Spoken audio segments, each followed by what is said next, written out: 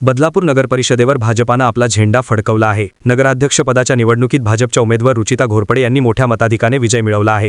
ही लढत अत्यंत चुरशीची ठरली होती। बदलापूर शहरात भाजप आणि शिवसेना शिंदे गट यांचा थेट सामना पाहायला मिळाला। दोन्ही पक्षांकडून जोरदार प्रचार करण्यात आला होता।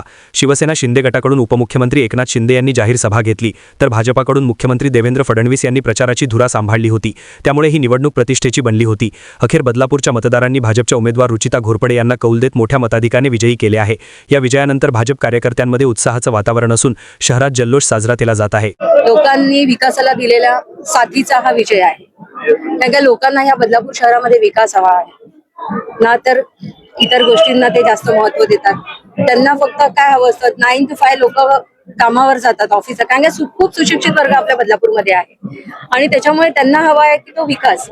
आम्ही घरातून बाहेर जातो, आम्ही घरी येईपर्यंत आमचं कुटुंब सुरक्षित राहील एवढीच अपेक्षा त्यांची असते आणि त्याच्यामुळे आपला वॉर्ड असो, आपला एरिया असो, हा सुरक्षित आणि सुशिक्षित लोकांची कसा सज्ज राहील याची जिम्मेदारी आमच्यावर लोकप्रतिनिधींवर असते।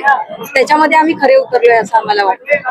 आपल्या प्रभागामधून अरुणमध्ये आता उमेदवारी देण्यात आली होती, आता निकाल समोर आलेला आहे, तर यावर काय प्रतिक्रिया?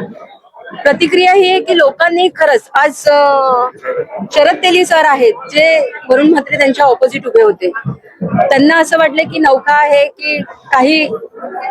आज लोकांना काम हवं असतं, इतक्या वर्षाचा त्यांचा अनुभव त्यांनी बघितलेला आहे, लोकांशी असलेला तांडा संपर्क त्यांनी बघितलेला आहे। आज ही व्यक्ती अशी आहे की 5 ते 6 हजार लोकांची नावानिशी त्या व्यक्तीला हे ओळखतात।